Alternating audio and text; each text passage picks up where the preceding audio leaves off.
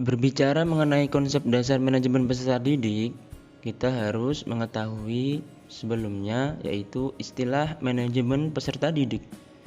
Manajemen peserta didik tersusun dari kata manajemen dan kata peserta didik. Manajemen dalam bahasa Inggris yaitu management, yang berarti pengelola, pengurus, atau pengendali peserta didik. Peserta didik adalah orang yang memiliki potensi dasar yang pernah dikembangkan melalui pendidikan, baik secara fisik maupun psikis. Baik pendidikan itu di lingkungan keluarga, sekolah, maupun di lingkungan masyarakat di mana anak tersebut berada. Manajemen peserta didik dapat didefinisikan sebagai serangkaian proses manajemen yang diterapkan pada peserta didik, mulai dari peserta didik tersebut masuk ke sekolah hingga lulus dari sekolah, supaya tercapai tujuan yang telah ditetapkan. Nah, tujuan manajemen peserta didik ini adalah yaitu mengatur berbagai kegiatan supaya proses pembelajaran dapat berlangsung dengan lancar, tertib, dan teratur. Di samping tercapainya tujuan pembelajaran dan tujuan sekolah atau madrasah secara efektif dan efisien, serta terciptanya lingkungan sekolah atau madrasah yang mendukung pembelajaran. Nah, berikut merupakan ruang lingkup yang dibahas dalam manajemen peserta didik. Yang pertama yaitu perencanaan peserta didik, rekrutmen peserta didik, seleksi peserta didik, penerimaan peserta didik, orientasi peserta didik baru, penempatan peserta didik atau pembagian kelas. Yang ketujuh, pencatatan dan pelaporan peserta didik, pembinaan pengembangan peserta didik, pembinaan kesiswaan, pengembangan peserta didik, evaluasi. Selanjutnya ada kelulusan dan alumni, dan yang terakhir yaitu mutasi. Nah, keseluruhan ruang lingkup di atas harus berjalan dengan baik guna menghadapi tuntutan zaman yang semakin maju. Peserta didik harus memiliki keterampilan abad 21. Nah, sekarang kita berbicara mengenai keterampilan abad 21. Apa itu? Perkembangan dunia abad 21 ditandai dengan pemanfaatan teknologi informasi dan komunikasi dalam segala segi kehidupan, termasuk dalam proses pembelajaran. Dunia kerja menuntut perubahan kompetensi, kemampuan berpikir kritis, memecahkan masalah, dan berkolaborasi menjadi kompetensi penting dalam memasuki kehidupan abad 21. Sekolah dituntut mampu menyiapkan siswa memasuki abad 21. Subjek abad 21 terdiri atas bahasa Inggris atau bahasa resmi, bahasa pergaulan dunia, seni, matematika, ekonomi, pengetahuan alam atau sains, geografi, sejarah, pemerintahan, dan kewarganegaraan.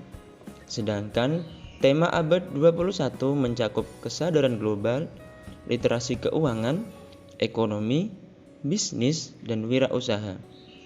Kesadaran sebagai warga negara, literasi kesehatan, dan literasi lingkungan.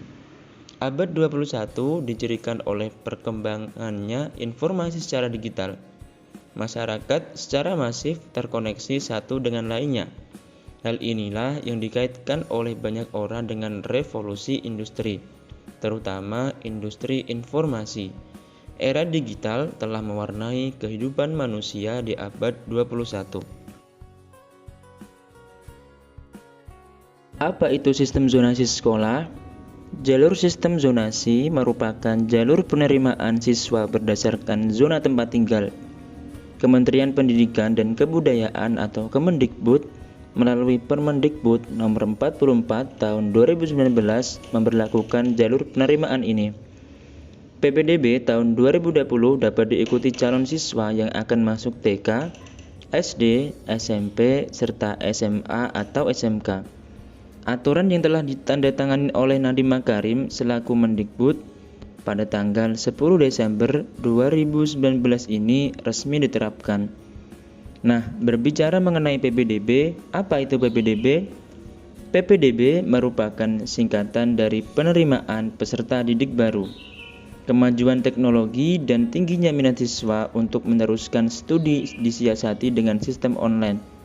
Apalagi ditambah keadaan seperti ini dengan adanya COVID-19 yang masih belum terkendali. Jika dulu siswa harus datang langsung ke sekolah untuk mendaftar dan memantau progres, kini semua dapat diakses dari rumah. PPDB sudah dilakukan secara online sejak beberapa tahun terakhir. Namun, belum semua wilayah menerapkan pendaftaran PPDB berbasis online. Selanjutnya, merupakan jalur-jalur dalam PPDB. Yang pertama yaitu jalur prestasi, yang kedua jalur afirmasi, dan yang ketiga jalur perpindahan tugas orang tua atau wali. Penggunaan sistem zonasi untuk penerimaan siswa baru merupakan salah satu jalur untuk bisa diterima di sekolah. Penerapan sistem zonasi sebenarnya menyasar siswa baru agar mendaftar sekolah sesuai tempat tinggal. Aturan sistem zonasi PPDB tercantum pada Permendikbud Nomor 14 Tahun 2018. Harapannya, sekolah favorit dan non-favorit tidak memiliki gap. Tahun 2021, kuota yang diberikan untuk jalur zonasi PPDB sebanyak 50%. Lalu, apa tujuan sistem zonasi di sekolah ini? Yang pertama yaitu bertujuan untuk memeratakan akses pendidikan. Yang kedua, mendekatkan lingkungan sekolah dengan lingkungan kerja. Yang ketiga, menghapus eksklusivitas dan diskriminasi.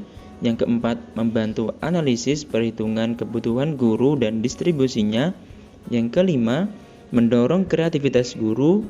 Dan yang keenam atau yang terakhir yaitu membantu pemerintah daerah dalam memberikan bantuan. Nah, sistem zonasi memiliki tujuan yang baik bagi pendidikan Indonesia. Akan tetapi dalam pelaksanaannya terjadi pro dan kontra di kalangan masyarakat atau di dunia pendidikan itu sendiri. Dengan adanya sistem zonasi ini, harapannya adalah terciptanya pemerataan pendidikan, di mana siswa yang nilainya tidak bagus dan berada di lingkungan yang memiliki kualitas pendidikan yang bagus atau sekolah yang baik dapat diterima bersekolah, dan mengurangi ketimpangan antara pendidikan di pusat kota dan juga pinggiran. Namun dalam prakteknya, sistem zonasi ini menuai pro dan juga kontra dari berbagai kalangan. Mulai dari sedikitnya kuota yang diberikan bagi siswa berprestasi dari luar zona, tidak menguntungkan bagi siswa pinggiran yang ingin bersekolah di tempat favorit di pusat kota, dan tentunya lebih menguntungkan bagi siswa yang berada dalam zona sekolah favorit. Namun, yang lebih utama dan yang harus diperhatikan dalam sistem pendidikan daripada bergelut pro dan juga kontra sistem zonasi, yaitu bagaimana guru bisa memunculkan inovasi sistem pembelajaran yang bisa memacu siswa berpikir kreatif, cerdas, dan memiliki skill yang mumpuni. Karena ini menjadi modal untuk melanjutkan ke pendidikan tinggi atau menuju dunia kerja. Kepada para guru kita berharap bisa direalisasikan sehingga pemerataan pendidikan dapat dicapai dengan maksimal. Nah, setelah melalui penerimaan peserta didik atau PPDB, selanjutnya yaitu perlu dilakukan orientasi dan juga pengelompokan peserta didik, di mana pengelompokan peserta didik merupakan bentuk pengklasifikasian peserta didik berdasarkan karakteristik yang sama untuk mempermudah jalannya pembelajaran. Berikut merupakan fungsi dan tujuan pengelompokan peserta didik. Yang pertama yaitu memudahkan pelayanan kepada peserta didik yang memiliki karakteristik tertentu yang hampir sama, misalnya kemampuan. Yang kedua, agar kegiatan proses belajar mengajar di sekolah bisa berjalan lancar, tertib, dan bisa tercapai tujuan-tujuan pendidikan yang telah diprogramkan.